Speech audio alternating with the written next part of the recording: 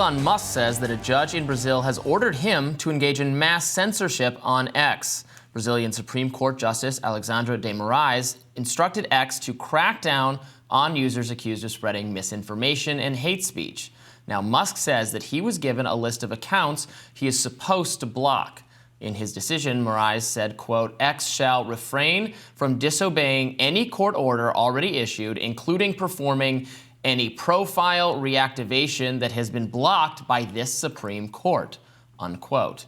Elon Musk on Sunday said that X would defy the court's orders and lift all restrictions. Musk wrote on X, quote, we will probably lose all revenue in Brazil and have to shut down our office there, but principles matter more than profit. He further added, this judge has brazenly and repeatedly betrayed the Constitution and the people of Brazil. He should resign or be impeached.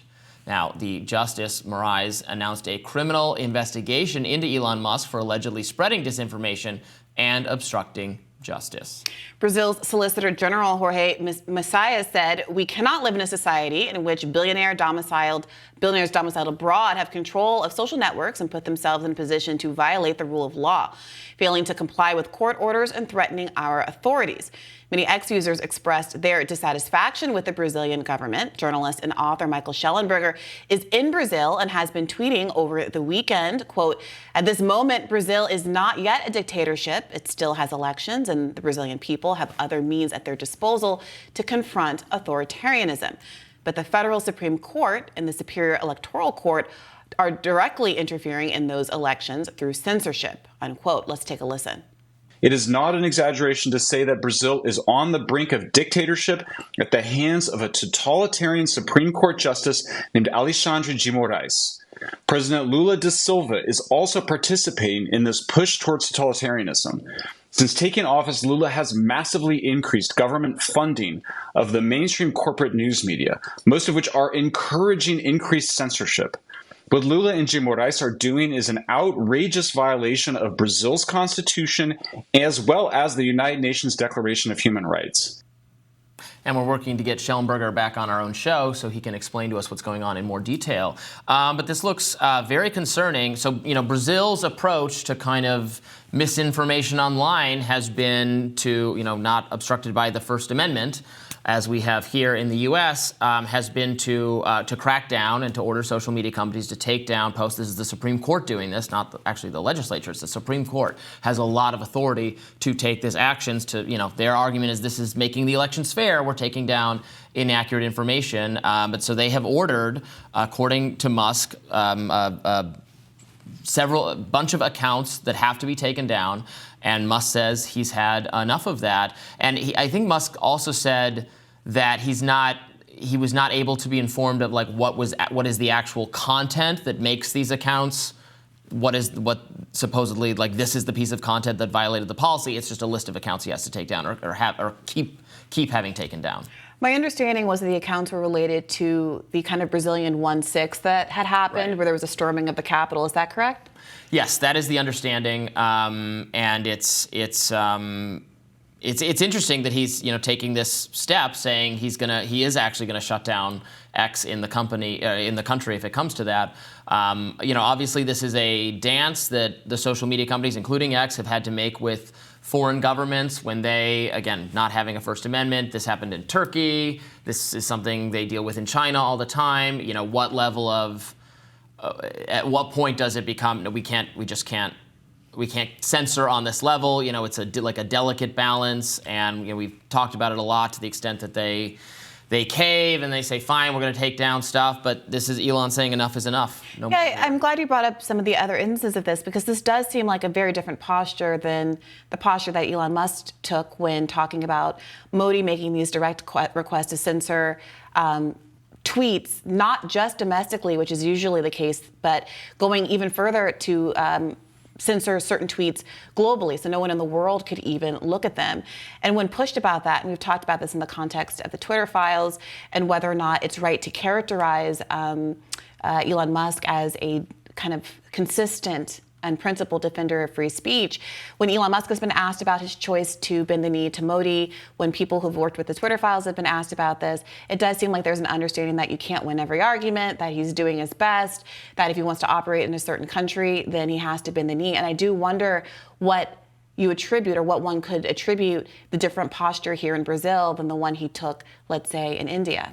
I mean, maybe it's just so vast. I mean, he did, to be clear, in India, he did fight it in court and then lost and then caved to that. I don't think, and I would say the same thing here. If he ended up, doing what the Brazilian Supreme Court wanted, I would not say that really impacts his commitment to free speech. Again, if a authoritarian government, or a government that is frankly in other ways not even authoritarian, but on speech happens to have different policies and to start ordering you, or you as the head of a company, to take down content, I mean, your response to that, I don't think says anything about your commitment to free speech. Well, it says it's the policy of the government. Let me read what Musk said about why it was that he was going to capitulate to the Indian censorship.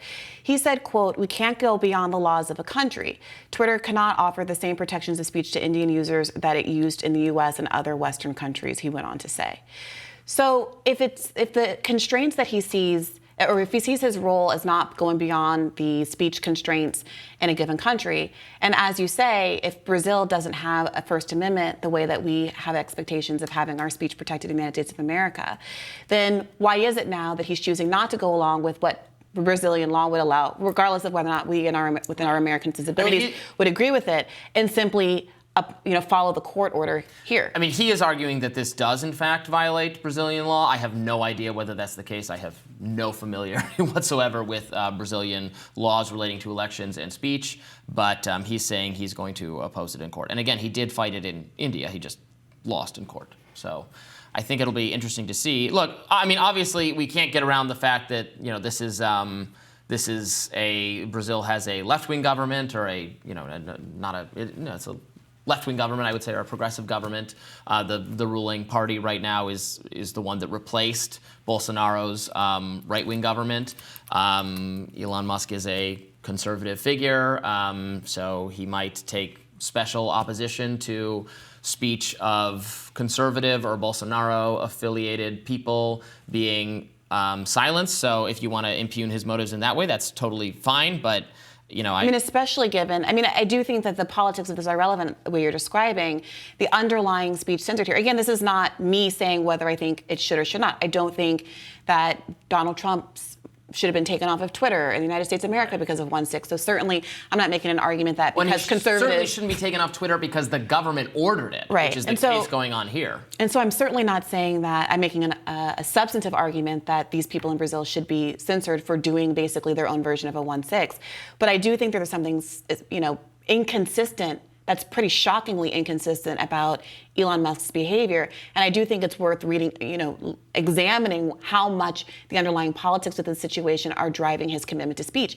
This is something that we've seen at length with Elon Musk, allowing people who he has personal relationships with back on the app while keeping people off the app who he feels like have slighted him personally, kicking Bari Weiss out of the Twitter files over her principled defense of the Elon Jets account, which he had censored off of Twitter, and on and on and on. So my only concern here, when we're looking at the reporting on this story, is that if Elon Musk is doing the right thing, let's say from a speech perspective in this instance, is it fair to characterize him as, standing in the way of totalitarianism, as he's being characterized by Schellenberger, and not a narrower claim?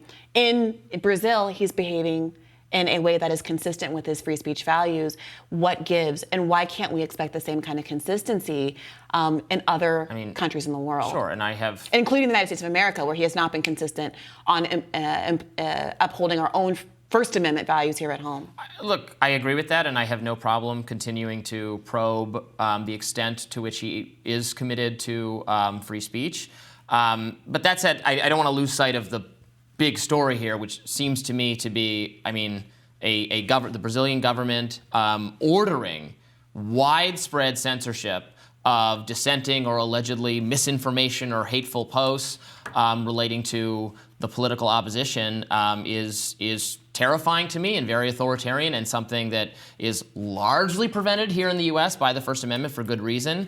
But we have all of these bureaucrats in the U.S., in the FBI and the CDC and DHS and even the White House, who try to exert influence over social media, the Twitter files, the Facebook files, all of that.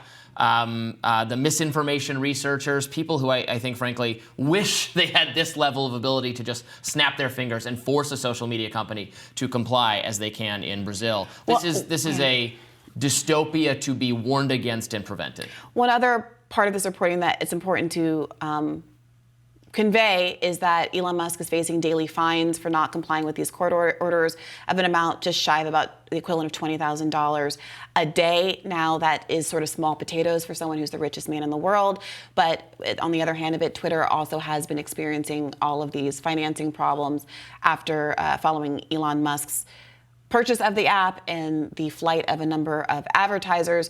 So it'll be interesting to see if that has any coercive effect. But Elon Musk seems to be saying at this point, no, it does not. And in fact, he plans to continue to violate the orders by disclosing sometime shortly, according to some of his tweets, all of the correspondence that's been going on that reveals the censorship, the extent of the censorship, and what the censorship demands actually were. So we'll definitely be staying tuned to cover that. Do stick around. More Rising for You coming up next.